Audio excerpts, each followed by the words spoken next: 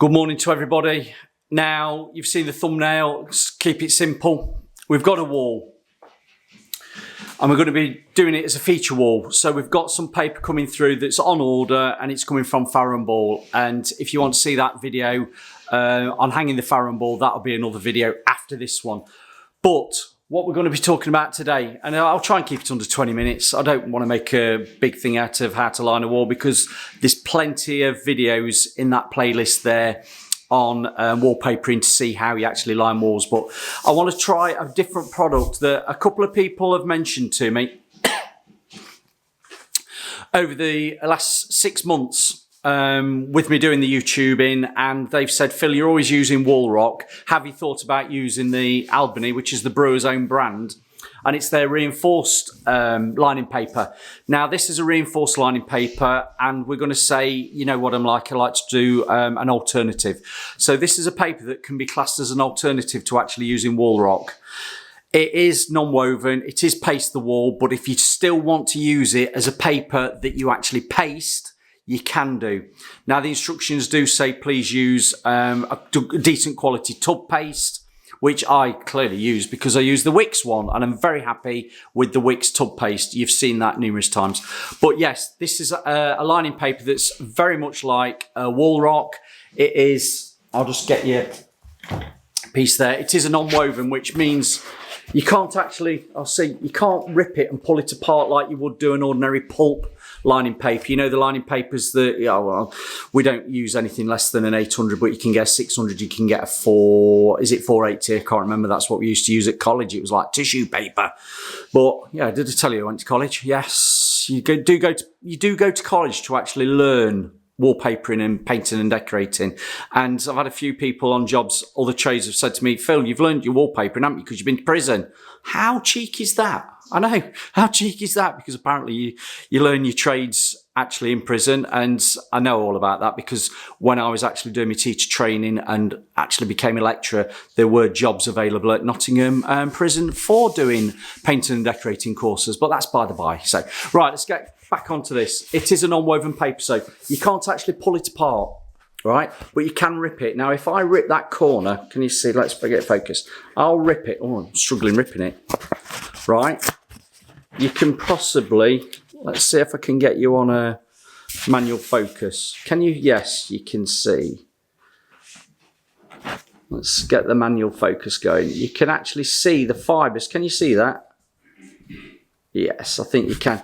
There's little fibres in there. Yeah, I can see it. There's little fibres in there that give it the strength. Let's get you back onto autofocus. There's little fibres in there that give it the strength. Now, I'm not saying if you've got subsidence and you've got historic problems with cracking that moves in your house, this will only hold it off for so long. What this is good for is your little fine hairline cracks that are in surfaces that's just like a crazed over your plaster that you just want to make a better surface. And also, it's a nice, I use the word nice a lot, it's actually a decent sound lining paper to use under quality papers that are also paste the wall and non-woven. And that is why on this wall here, which is the bed head feature wall in this bedroom, I'm using a non-woven reinforced lining paper on this wall prior to hanging a Farrow & Ball.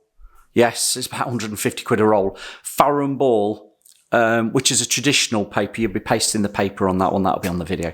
But so I've got a sound, even surface to work on, and it's always nicer to work on lining paper. I'll be doing it on there, right? So what I'm going to do today, I'm just going to show you what my preparation is. I've already sanded the wall down, so we're good to go on that. I'm quite happy. I haven't needed to mercury it and sand the life out of it. I know some people seem to have they seem to think that you need to sand the life out of a surface, and then they're pressing a lot of pressure onto that mercury, and they're sanding out the areas that they think are raised highlights, and they sand it off, and next minute it looks like a patchwork quilt of plaster showing through and paint. You don't need to do it. Just go over the surface, get rid of any noggins, any little lumps and bumps, and get it as good as you can. Because what you're going to be doing is putting a lining paper on, which will give you a nice, sound, clean surface to work over for your papering. So what I'm going to be doing today, I've got to size it. Now you're going to say, Phil, what do you size it with? Well, there's a few options. This is a cheap emulsion. I know it's a cheap emulsion because we've done other rooms in this house. If you've got a cheap contract emulsion, a good size or sealer for that is actually using guards. But I don't want to use guards today. I want to go back to a product that I used, I'm going to say a few months ago. You probably saw it there. I used it there. It's the Beeline Primer Sealer.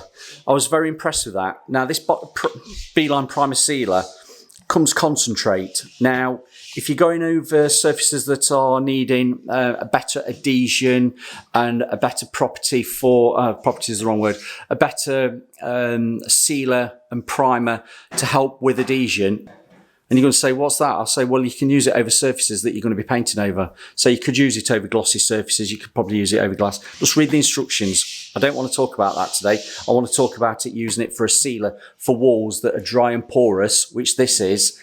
And the dilution ratio on that is 3:1. So 3 parts water to 1 part of this. And you use it like you would do a traditional size, mixing paste up, or the real traditional size, you know, glue size. We don't use that. I've never used that. I'm too young for that. But you could size it with using flake paste thin down and put over the surface. You could also thin down your tub paste that you're using for your actual finish paper over that surface. Just thin it down and put it on. They're all great. But the beauty of using this is because you can paint over it, if you go around your edges and catch onto the ceilings or catch onto the edges of the wall that will be painted later, or even the top edge of the skirting, it doesn't matter if you don't actually wipe it off, because you can actually paint over it. And that's one of the reasons I'm going to use this today. I've done already, I've got, I'll come on to that. I've done a dilution ratio mix of 3:1 to actually seal and prime that surface. And I will be going onto the ceiling slightly and going onto the adjacent walls that will be painted, and I will slightly nip onto that top edge of the skirting. But what's interesting with this is it says apply by brush. It mentions nothing about spraying it, frightening. It doesn't mention anything about using a roller. It says apply by brush. This isn't a big wall. I can apply that nicely with that 4-inch brush. And if you're saying, Phil, what is this brush? I'm going to give the guys a shout out because these are Monarch Advanced brushes. If you've not tried these, they're very nice. They do a 4-inch, which some people know about me, and 4 inches. God, there's a joke there as well. But I do still use a brush, and Brian, who's in the other room working, we can still use brushes for painting certain areas that it isn't worth getting a roller out. So we use a brush. I've got this Monarch 4-inch now. I'm going to be sizing all that wall up. I'll show you a little bit of me doing the sizing, but I'll fast forward it. This will take a couple of hours to dry, and I'm not going to hold you to the time scale. It might be an hour, it might be 2 hours, it might be 3 hours, because depending on your room conditions for how it dries will depend how quick it dries. But once it is dry, then I can actually start getting some lining paper on, and it will be used with this lining paper, this reinforced lining paper from Albany, which is Brewers. I will be using Wicks tub paste, and it will be done as paste the wall. Now, the other thing I'll just quickly mention, because this is a feature wall that's being done, I know where I'll be starting.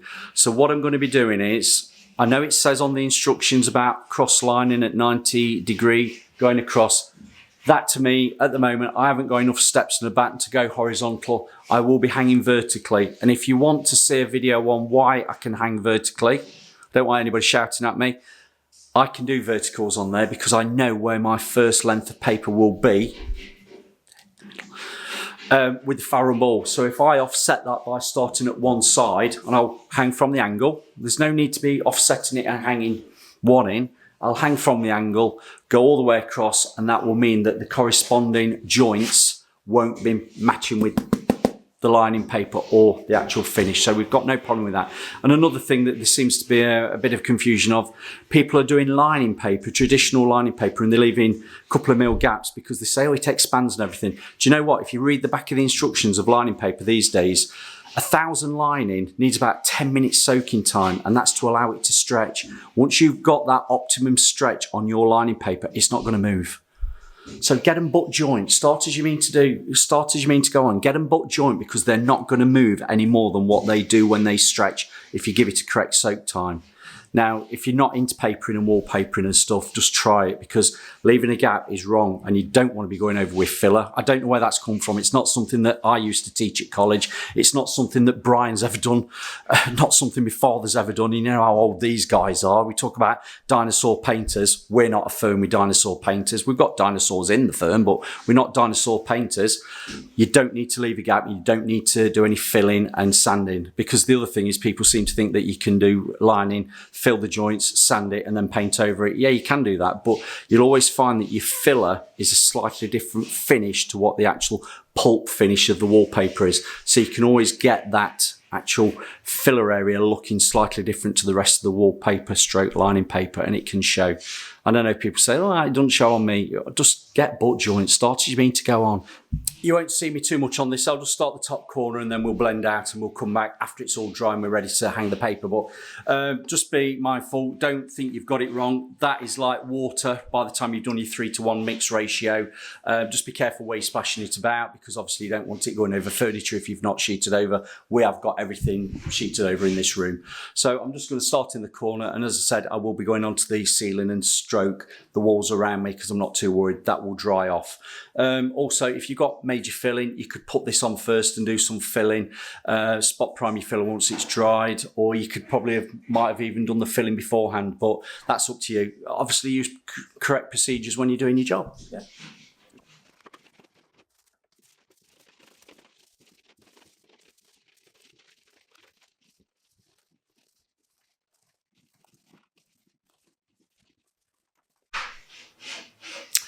That's all nicely coated up. Took me about 10-15 minutes, if that. Now, once that's dry, I'll come back and we'll show you how to do the lining with the reinforced paper from Albany Brewers. But all in all, that's gone on quite nicely. It does say on the instructions of the Beeline Sealer that if you are a little bit apprehensive about your dilution ratio and whether you've got a strong enough adhesion bond with it, always do a couple of lengths of your wallpaper first to make sure that it's adhering correctly.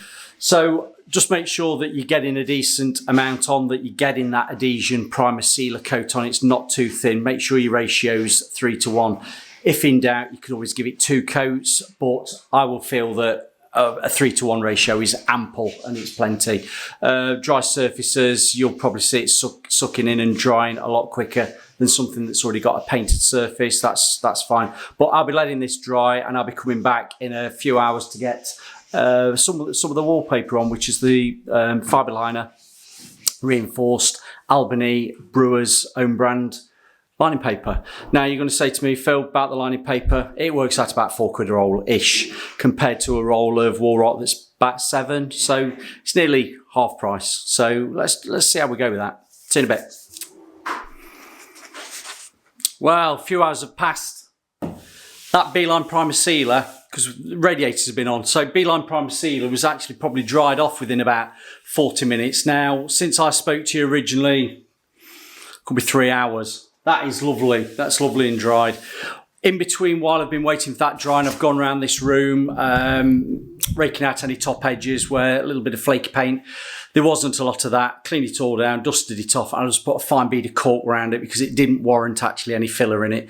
And the same with some of the angles in the corners. Not that one, but other ones in this room. But we're virtually ready to go now to hang some of this Albany reinforced paper. Now, I said to you, I'll be hanging vertically. I'll be hanging them top to bottom, mainly because the size of this wall, I'm comfortable hanging them vertically and not horizontally. But what I've done, I've actually had a play. You probably can't see my pencil marks on here.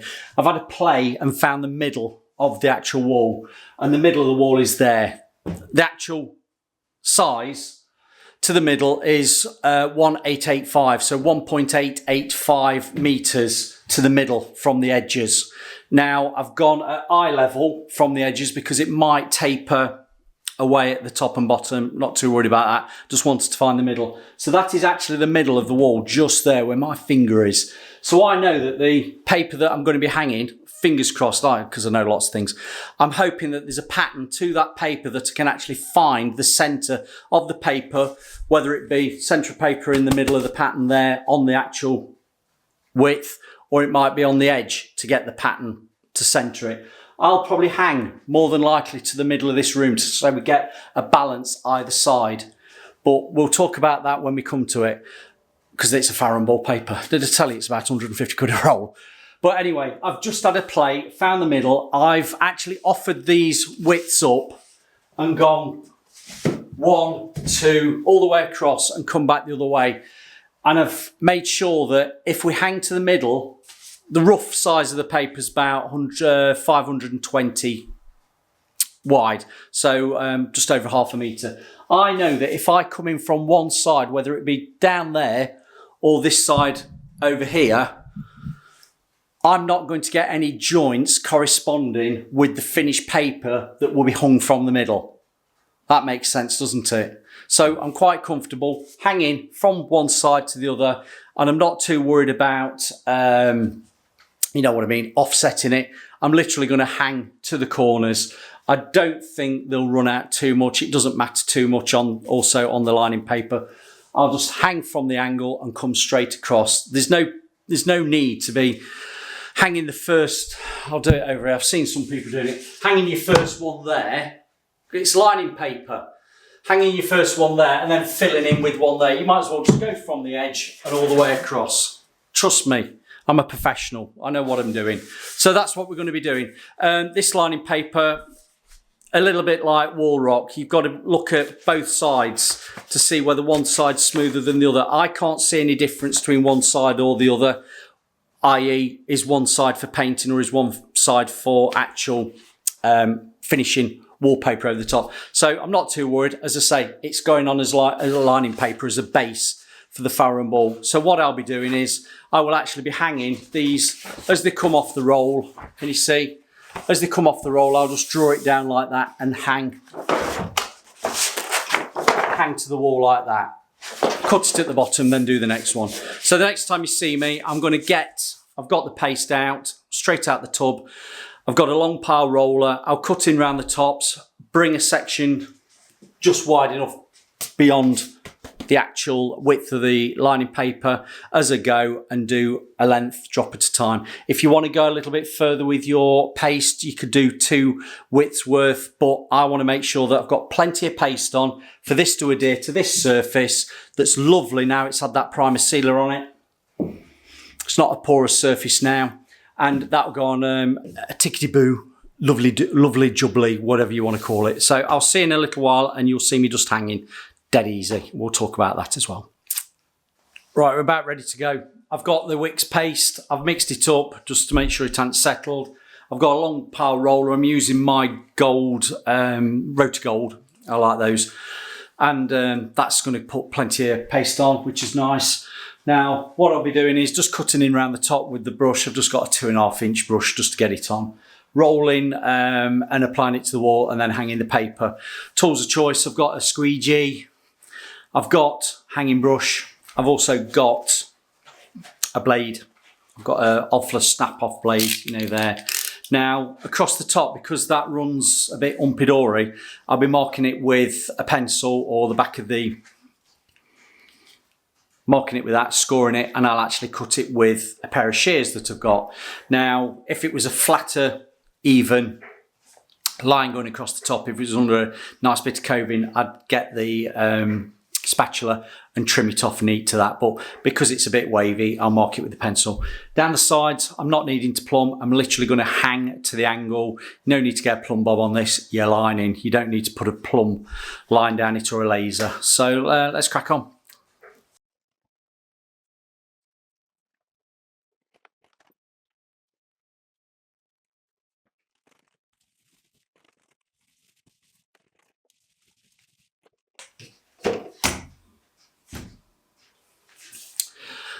That went on really nice because we'd got the primer sealer on.